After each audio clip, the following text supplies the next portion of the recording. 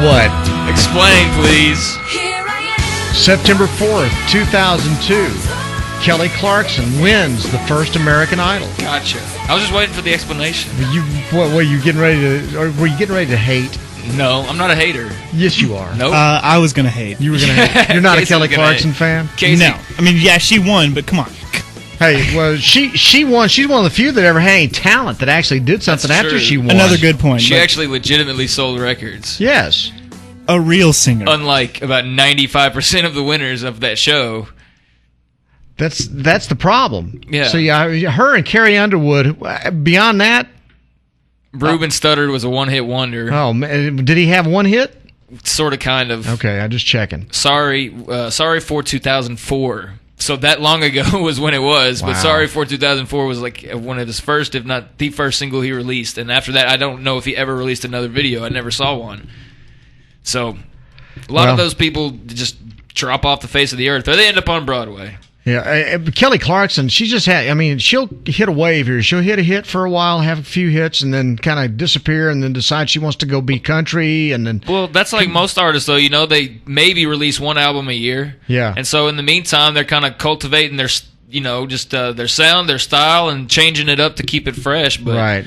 She's done that. You've seen her like kind of punk rockish, and then all black, and she's had to change with the times, I guess. I think she's trying to figure out how to sustain it. Whereas Carrie Underwood, she's in the country. And, she's got a niche, yeah. She's got a big-time niche. Yeah, she's in good shape. Boy, is she in good shape. Yes, she is. Just Boomer Sooner. Bring that out there. Okay, earlier we did talk to our buddy Mac Engel, and usually that's supposed to be a sports conversation. Well, we didn't get to the sports part of it, so we brought him back for another part of this because we wanted to talk to him about the Cowboys and some other things that are going on. We got the Cowboys starting up tomorrow night. Back to Artie Lang real quick. Did he say Tony Romo rhymes with homo? No, he didn't say that. But Good, he thought as good as he was, he didn't think the Cowboys were good enough. And he's a Giant guy. He thinks the Giants will go, 9-7 and sneak in the playoffs. And then who knows? He doesn't think they're going to repeat as Super Bowl winners. But he just doesn't. He does not buy into the Cowboys at all. Not that he didn't sound like a hater or anything like that. He just didn't think they were good enough to be that good. Do you buy into the Cowboys? I buy into the Cowboys. Knowing that they've got to stay healthy. The reason why I don't buy into the Cowboys is I don't believe they're going to stay healthy because, like I've written before, no team ever does. And I just don't believe in their depth. I just think that while they have gotten better about player development, certainly guys like Sean Lee and other guys, Tyron Smith, even though Tyron Smith was probably going to be developed one way or the other, but I just don't think they have enough special guys to really do it. In the NFL, all you got to do is be 8-8, and then squeak out a couple of wins that you shouldn't win, and go 10-6 and you're in the playoffs. I think that can happen, but when I look at them, and I'm trying to be really honest with myself, 8-8 doesn't look that much different than 10-6. So even if they go 10-6 and get in the playoffs, I don't see them being quite good enough or mean enough to have the kind of run that you need to go to the Super Bowl. So I think they'll be good. I think they'll be relevant. I think they'll be interesting. But to expect anything beyond that, I think I just can't. Okay, that's fair enough. I know you like to watch college football. What did you see over the weekend that stuck out? You know what? It's the thing that I think disappoints me is that I know everybody talks about parity in college football, and there's more parity, and there's more parity. And when I watched that Alabama-Michigan game, it just seems to me there is parity outside of the SEC and no place else. And USC. USC is loaded because the coaches who have now come into USC since Paul Hackett left before Pete Carroll got there have all realized have all been able to take advantage of all the great talent that exists in Southern California and just keep it there. That's all you have to do is just keep it there. So keep Pete Carroll and Lane Kiffin there, just kept it there. And the same thing with Alabama and LSU. All you got to do is keep it there. As long as you don't let it go elsewhere, you can do it. You can be great. And I think that's the thing that bums me out. Even as good as the great state of Texas is in football, the fact is we haven't won but one national championship in this state since '73. We got that one that Texas beat USC in, and other than that, that's it. So what I see today, and I love college football, I'm a junkie for it, to me, it's like 5 great teams in the SEC. They can kind of beat but they can beat each other, and they can also beat everybody else, and nobody can beat them. Well, they quit playing defense in this state. Other than Gary Patterson over at TCU, Texas is trying to get it back, but they kind of got away from the things that made Texas football great. It also made it boring as hell too, but it made them championship worthy there for a while. Yeah, and that's exactly right. There is a fundamental shift away from it, and now you see these spread offenses, and you can win. And you can win games doing it. You saw it with Texas Tech. It kind of reminds me of Billy Tubbs basketball. You can beat a lot of teams doing it. You just can't win championships doing it. If you don't guard people, if you don't hit them in the mouth, and all those cliches, you're not going to be the best team. You'll be a really good team. You just won't be the best team. Now, you wrote in your blog, Nick Florence makes Art Briles an updated version of Mike Leach. Explain that. The idea is that Leach was.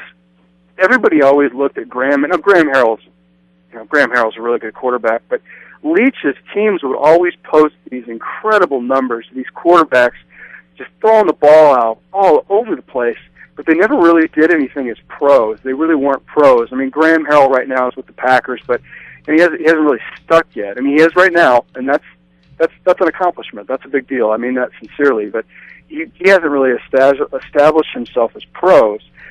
So everybody now can look at that and say they're system guys, they're system quarterbacks, they're guys who do Leach's system and thrive. If you take them out of that system, they're kind of exposed. With Briles, he had the same kind of deal. The difference is he's had slightly better passers. So you've had Kevin Cobb at Houston, you had Case Keenum, whom he recruited at Houston and had big numbers in similar offenses after he left. Robert Griffin III obviously speaks for himself, and second overall pick in the draft. And then now Nick Florence. Now, he didn't recruit Nick Florence, but it's the same kind of deal. Plug him in, rip him up. Briles has had just a slightly better caliber of passer than Mike Leach did, but it's the same kind of deal. System guys can go in there and tear it up. Can they do anything at the next level? No, Briles have a little bit more success with those guys. All right, take that one step further, and Kevin Sumlin carried on the system in Houston after Briles left. So is Kevin Sumlin going to take a system into the Southeastern Conference that's going to get him crushed? You've watched more SEC football than I do. It can work. That spread offense. Spurrier had it working at Florida. Now he had better talent, but he had it working there. Had great defense too. And he had a great defense. Fact is, it can work if you can stop people. I think it can work, but I don't think if someone walks in and he's using that thing, Brian, I think it's going to be a struggle for a while. He's got to get better players. Scary. All right, one last question. What do you make of? How do you feel about all these uniform reboots and retweaks? And do you like them? Dislike them? What's your opinion on these things? I don't like them. I think I understand they're doing them everywhere. I mean, they're doing them pro baseball. They're doing them everywhere. It's just about selling merchandise, which I understand. You're looking to make a buck any way you can, but. I'm probably like you or any number of people. You like the normal, consistent stuff, whether it was Penn State or I love the old Oregon Ducks when it had Donald Duck.